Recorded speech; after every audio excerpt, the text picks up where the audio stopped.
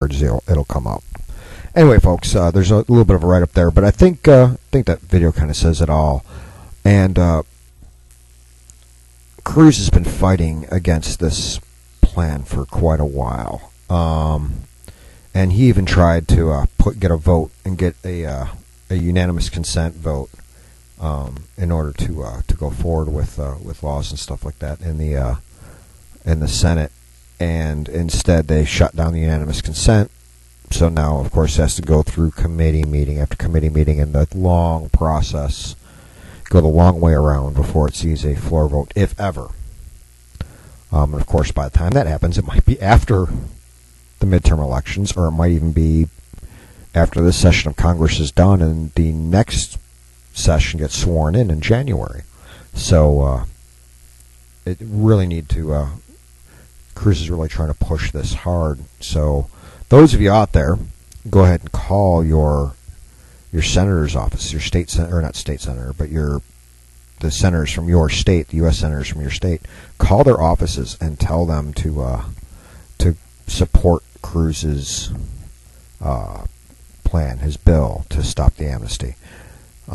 It's not the president's authority to make these kind of decisions. If you read the Constitution, Article 1, Section 8 and Section 9 list out what Congress can and can't do. And things that are listed there is the congressional responsibilities. Establishing immigration and naturalization laws are congressional responsibility, not executive. The president technically has no say. The only say he has is to veto or not veto laws when they get passed. And if they get passed over his head, well, tough. He's stuck.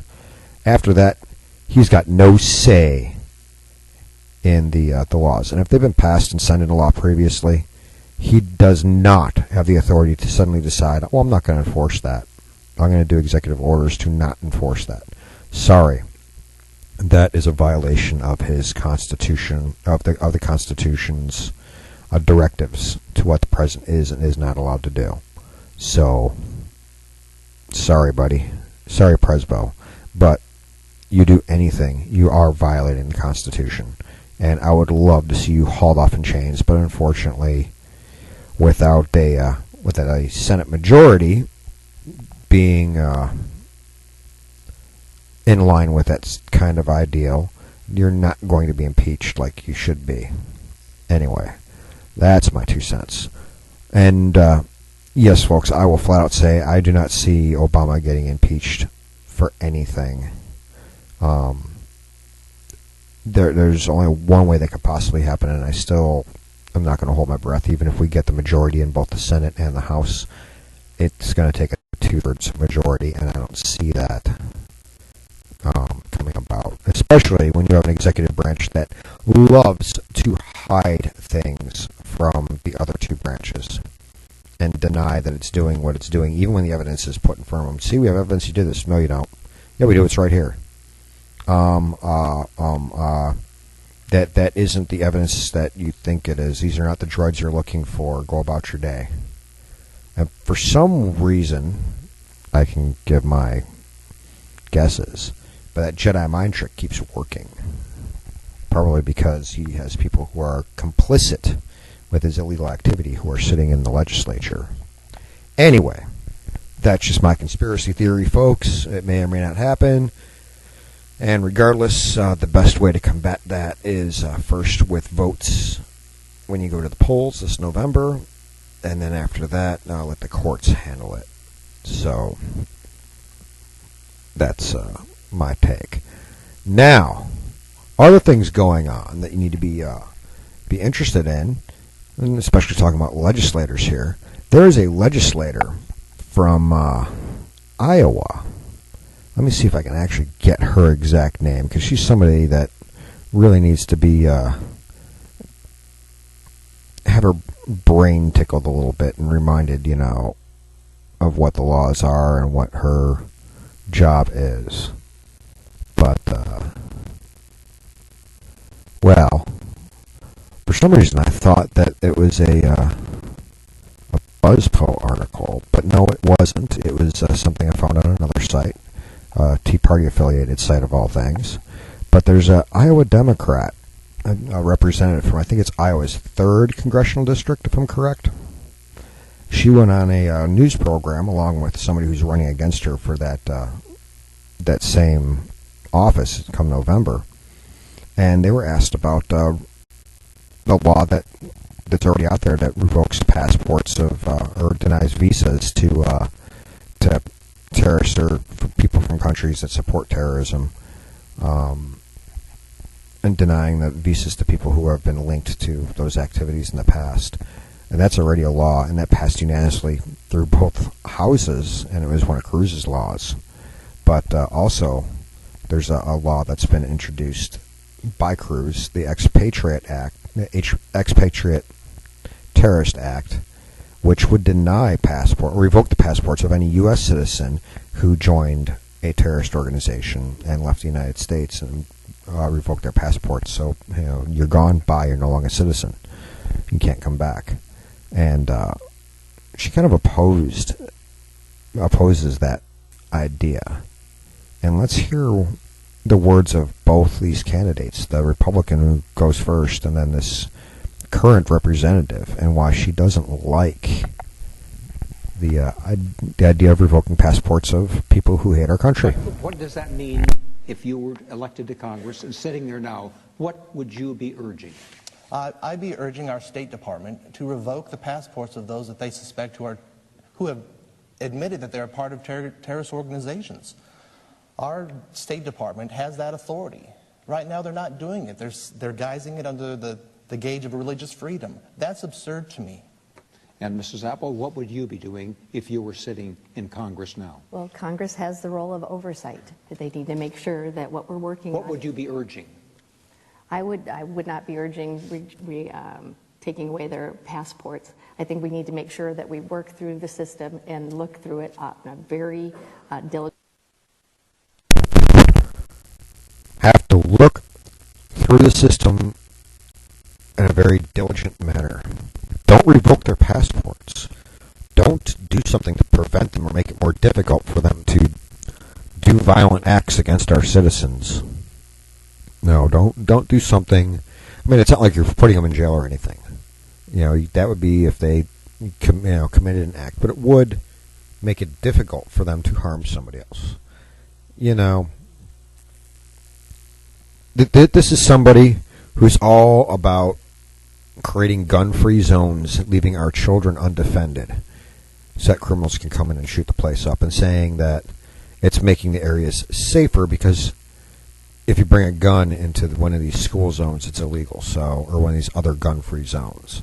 So she's one of the people that claims to be on the side of public safety and sitting there and putting up restrictions because somebody may do something illegal with one of these items, and which they're going to do anyway, regardless of whether they're allowed to have them there or not. By the by, so keeping those people who would not be a threat, from accidentally bringing something that could potentially harm a child into an area like that. I mean, it makes sense on the surface until you start looking deep. So gun-free zones, they almost make sense. It's like saying, don't have a preschool, playroom with a bunch of lead paint chips all over the place and other things that little kids will play with and hurt themselves with. You don't put that stuff in, a room for preschoolers. Makes sense, right? Well, it prevents the bad things from happening without denying anybody their actual liberty and freedom. That's kind of smart, right? Avoids the temptation, so to speak.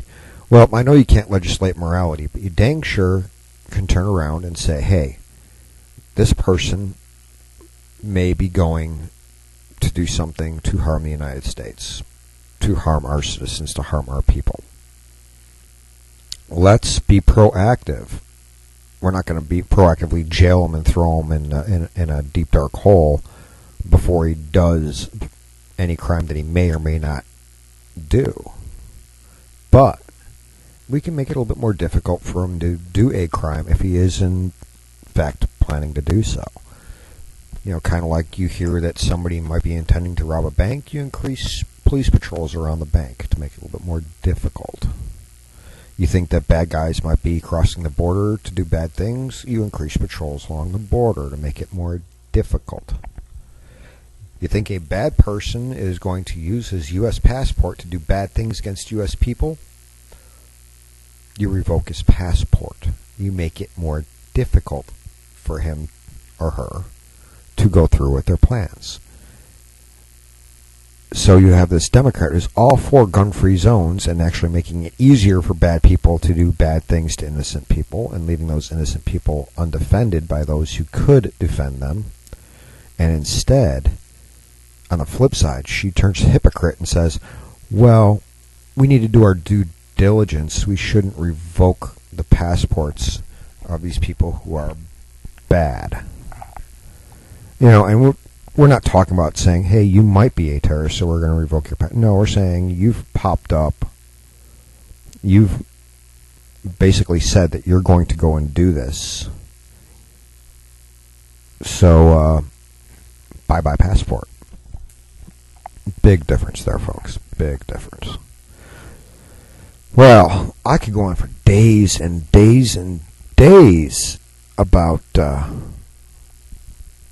our broken immigration and passport and visa systems.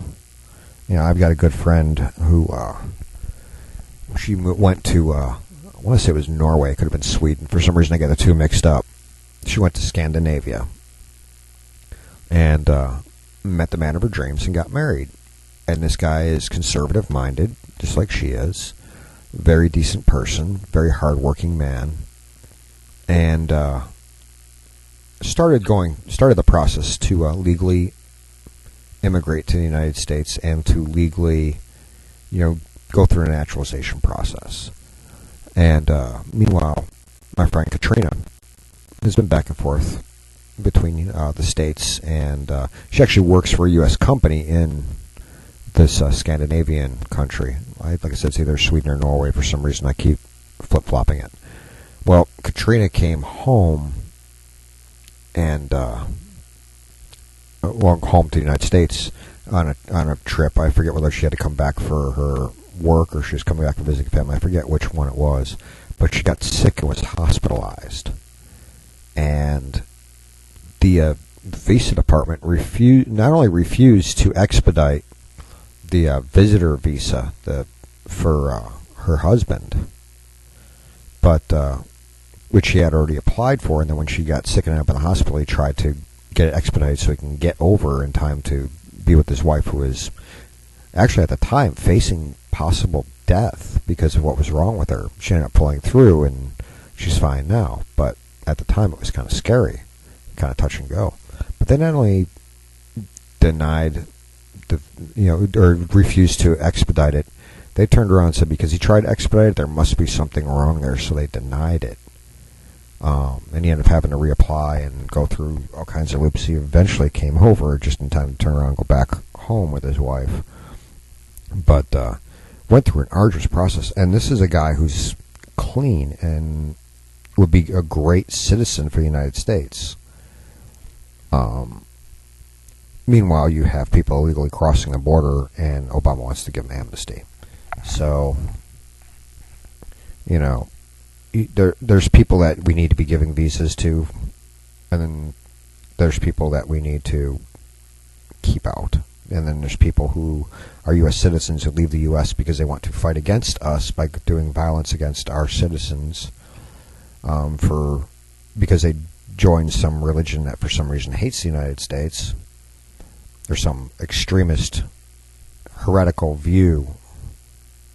version of a perverted version of a religion. So they go and join that. They should probably have their passports revoked because they left the United States in order to turn around and come back and harm us. And yeah, that's just supporting an enemy. Well, on to other things coming out of our good old federal government. There's a VA manager, Veterans Affairs facility manager, Let me see if I can. The New Haven, Connecticut area. Well, have you folks heard about this one? What's being done with your tax dollars in the name of these union workers, these SEIU members? Well, she's a manager over there, and you've got veterans who are having medical issues that aren't being seen, being put on secret waiting lists with the whole gaming the system stuff. You have these union member VA workers who are shredding medical records that belong to veterans instead of processing them because they're too lazy to process them and they need to eliminate the backlog. So they eliminate the backlog by destroying documentation and denying veterans the benefits that they duly earned simply because they were too lazy to do their jobs, the VA workers, that is. Well, now you have this manager by the name of Vanita Godfrey Scott, who's been convicted. She didn't get off scot-free, but she was convicted and sentenced to 4 years of probation. Probation, folks. And has to pay back $15,000. For what? What did she do? She has to pay back $15,000. She stole $20,000 of our tax money that was supposed to go to the veterans for veterans programs. So basically, she stole. Not only was it our tax money, but she stole. When you really look at it, this is our veterans' money. This is money that would have gone to get CAT scans and other medical procedures to the veterans who are sitting in those secret waiting lists. This is $20,000 that could have gone to pay a doctor to see $20,000 doesn't go too far when you're talking about what doctors make around $100K, $150K a year. So let's say they make about $120K a year. That's $10K a month, right? So it would have been 2 months of services from a doctor. How many patients can a doctor see in a day? 5 or 6. Let's round it up to 6. 2 months. That's 20 days, working days in each month. So 2 months, 20 days. That's 40 days. 40 times 6. That could have been 240 patients. 240 patients that could have been seen by a doctor. Think about that. $20,000. And she stole it in order to have work done on her house. And who did the work? Her underlings, those people who worked for her at the VA. So not only did she steal the money, she also stole the time, the payroll, when you think about it, because these people were on the government dimes, the VA's clock, and they're doing personal work for her. And she stole this not all at once. This is from 2010 through 2013 to do home improvements on a deck in the back of her house, bathroom, basement improvements, kitchen renovations, etc. Now she was responsible for maintenance issues, manager of maintenance at VA facilities. So a lot of the stuff that she stole was stuff that was meant to fix VA facilities, make things better for our veterans. Now, she pled guilty. She pled out. She got a whole whopping 4 years of probation.